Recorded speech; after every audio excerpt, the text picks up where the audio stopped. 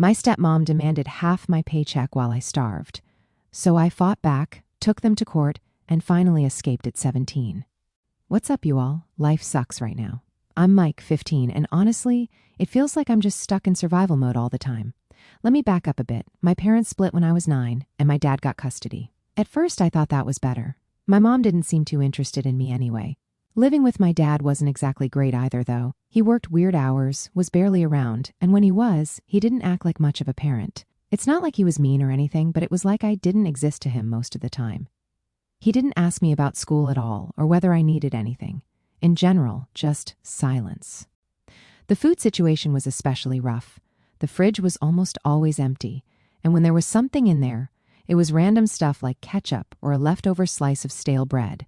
I learned quickly that if I didn't figure out food for myself, I wasn't eating. School lunches became my lifeline, but weekends were the worst. There were times I'd go through the pantry and find nothing but expired cans or a pack of crackers someone forgot about. A lot of nights, I just went to bed hungry, hoping the growling in my stomach would quiet down if I fell asleep fast enough. And yeah, I got desperate enough to dig through restaurant dumpsters a few times. I know it's nasty and embarrassing, but when you're starving, you stop caring. At school, I tried to act like everything was fine. I didn't want to be the kid people felt sorry for. It's not like I had a ton of friends, but the ones I did have didn't need to know I was basically living off scraps. So I kept my head down, focused on not drawing attention, and tried to get through the day without my stomach growling loud enough for the whole class to hear. Eventually, I got tired of feeling like this. I wanted some control over my life. That's when I decided to look for a job. The problem is, I didn't really know what I was doing. I was 15 with 0 work experience. Who's going to hire me? I applied everywhere. Fast food places, grocery stores, even the shady gas station. Weeks went by, and nobody called me back. I started thinking maybe I was stuck like this forever, but then I got lucky. This tiny convenience store finally gave me a shot. The work wasn't glamorous, stocking shelves, running the register, cleaning up messes, but it was a job. I wasn't going to complain. The pay wasn't great, but it was enough to buy some bread, milk, and maybe a bag of chips if I was feeling fancy. That first paycheck felt amazing, and I started to feel like I wasn't completely helpless. I didn't have to wait around for my dad to remember I existed or hope the school lunch lady wouldn't notice me sneaking an extra apple. I could take care of myself, at least a little. But it was also hard. Balancing work and school turned out to be way harder than I thought. I'd get home from my shifts completely wiped, with no energy left for homework. My grades started slipping, and a couple of my teachers pulled me aside to ask if everything was okay. What was I supposed to say? That I had to work because if I didn't, I wouldn't eat? So I lied. I told them I was just tired, that I'd catch up soon. But deep down, I knew I was barely hanging on. Every day felt like I was running on empty, just trying to make it to the next meal, the next shift, the next day. On top of all that, I started noticing things about my dad that didn't sit right.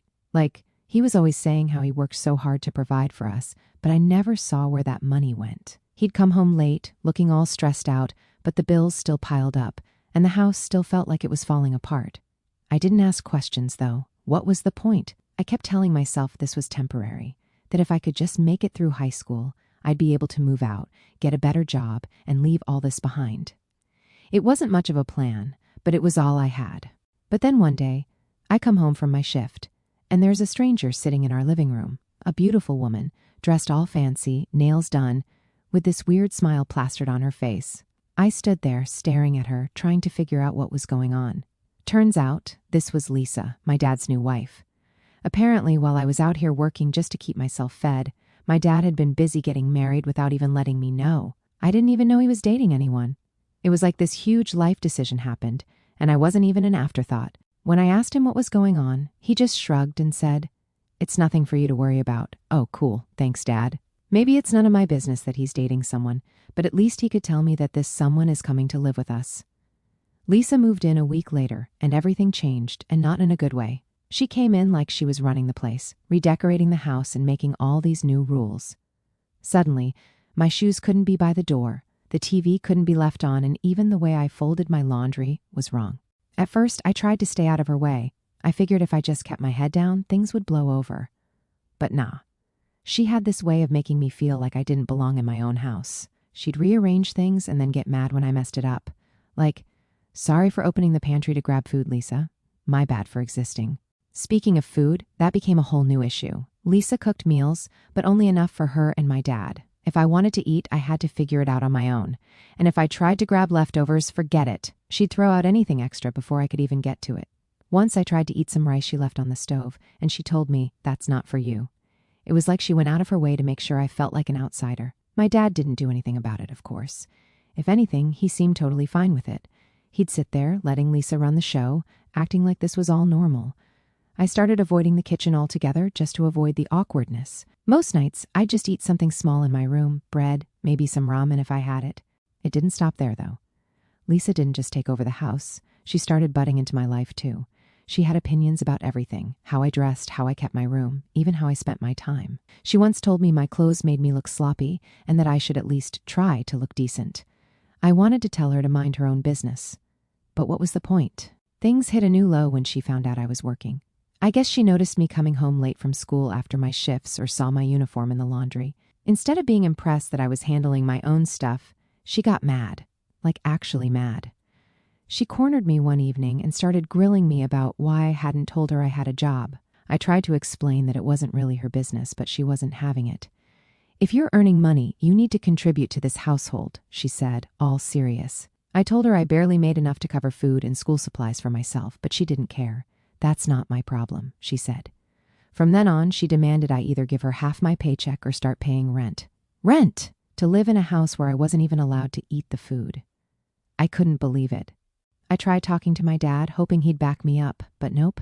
He just nodded along with Lisa, saying it was time I learned some responsibility. I am so furious right now. What can I do? Should I give her half of my paycheck? I already earn little, and this job is what keeps me alive. I can't imagine how I could survive if I gave her half of it, but I also know that she won't back down even if I begged her. Please, guys, tell me what I should do. I really need help. Update 1. Hey, guys. I just wanted you to know that I caved and gave her the paycheck. I didn't know what else to do.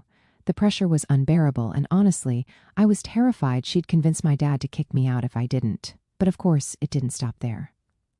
Once I started handing over half my paycheck, you'd think Lisa would back off a bit, like, okay, I'm contributing, so maybe she'd stop treating me like the enemy. But if anything, it just made her worse. Every week when I got paid, she was waiting for her cut. I'd barely be through the door before she'd hold out her hand like a debt collector. "You know the rules," she'd say with a smug smile. Rules? Like I'd signed some contract agreeing to this madness. Half my pay was gone before I even had a chance to think about what I needed.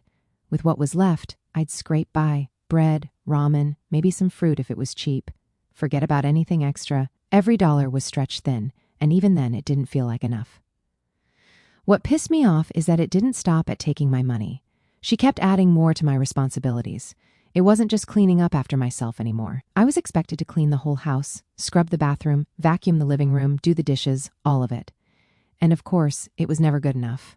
She'd walk around after I finished, pointing out random spots I missed, or telling me I didn't put enough effort in. At this point, I was barely sleeping. Between school, work, and all the extra chores, I felt like a zombie. I'd come home from a shift, dead tired, and there'd be a pile of dirty dishes waiting for me.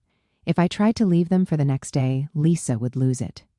She'd bang on my door, yelling about how I was ungrateful and disrespectful. It wasn't just the chores either.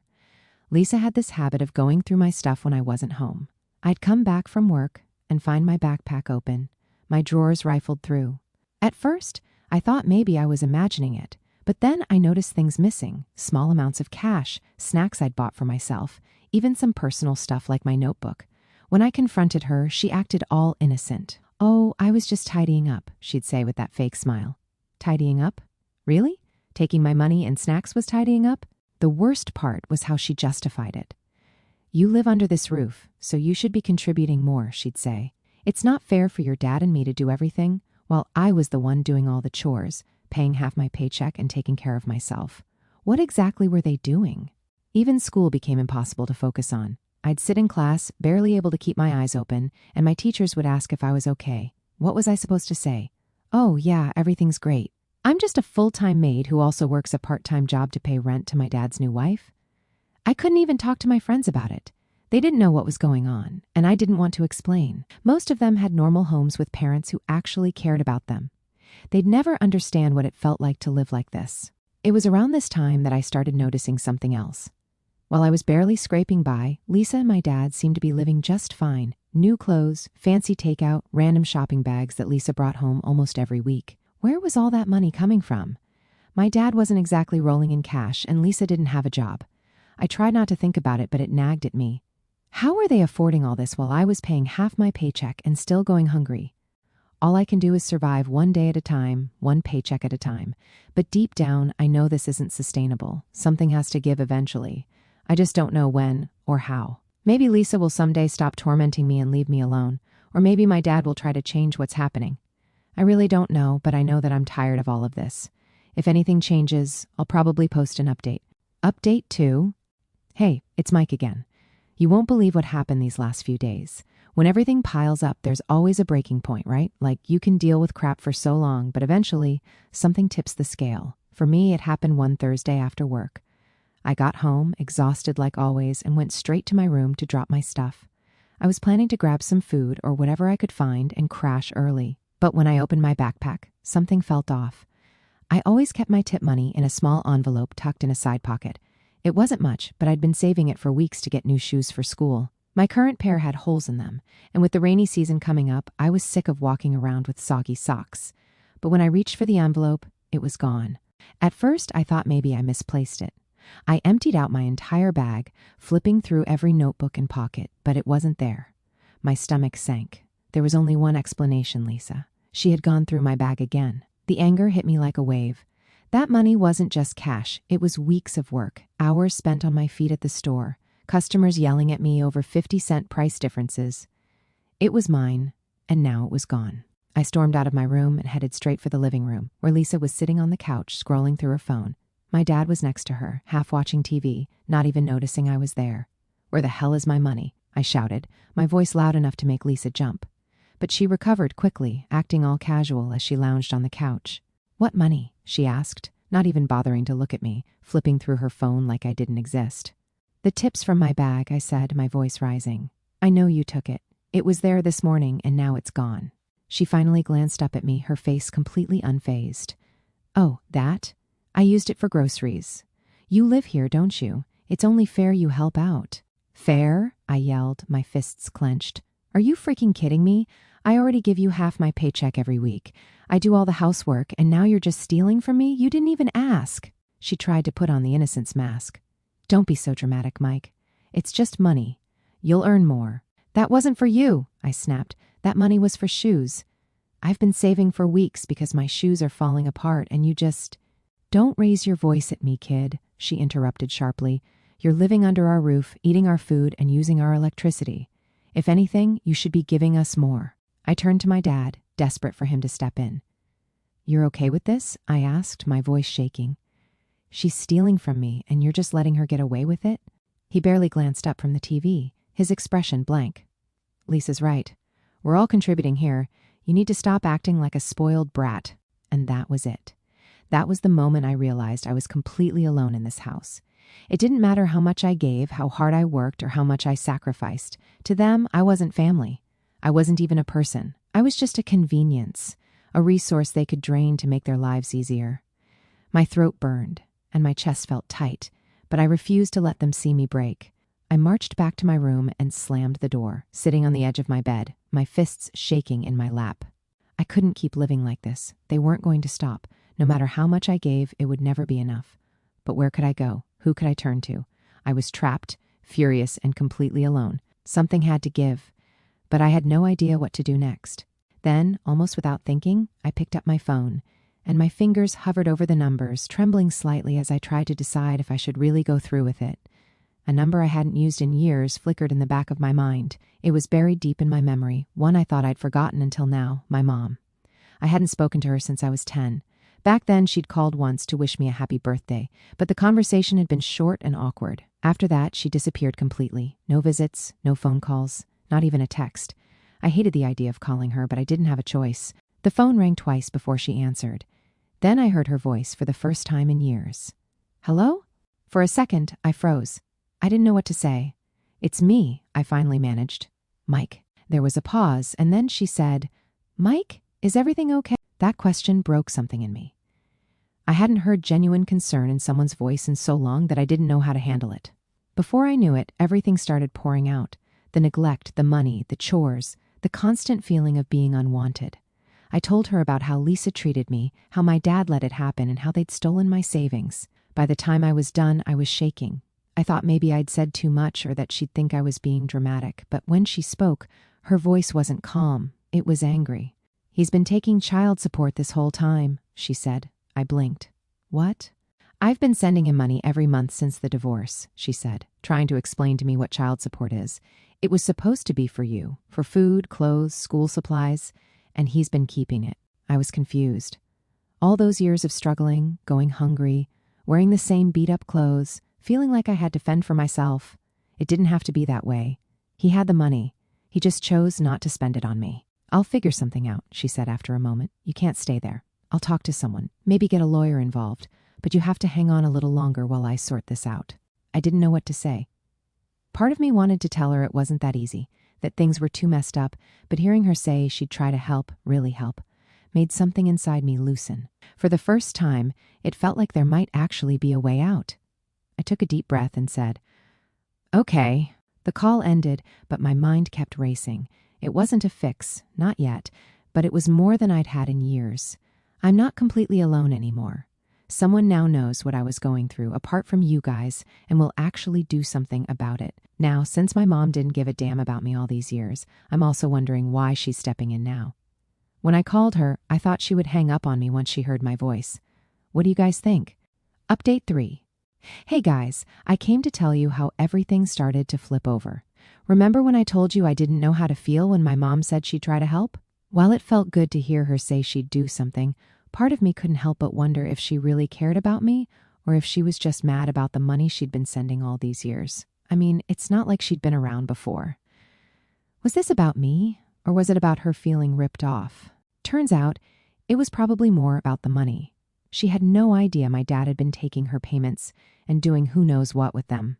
I remember when I told her in that phone call that I'd been working to survive, she was furious, not because of what I went through, but because she'd been footing the bill for years without seeing where it was going. "He's been stealing from both of us," she said, her voice sharp. Anyway, after the call, I tried not to let myself get too excited. I didn't want to trust her completely, not yet. What if she changed her mind? What if she got busy and forgot about me again? But at the same time, I couldn't shake the thought that maybe, just maybe, this could be my way out. In the days that followed, things at home got worse. Lisa must have sensed that I was pulling away because she doubled down on her usual garbage. More chores, more snide remarks, more accidental invasions of my space. She even started throwing out food I bought for myself, saying it was cluttering up her kitchen. But through all that, my mom surprised me. Whatever her motivation, she didn't waste time. She got a lawyer involved almost immediately. The next thing I knew, my dad got served with legal papers. Watching him freak out was honestly kind of satisfying. Let me tell you how this happened. So, before things got to court, my mom told me we needed solid proof to back up what I was saying. She couldn't just rely on my story. She needed evidence. So I started paying closer attention to everything happening at home. First, I kept track of where my dad was spending his time.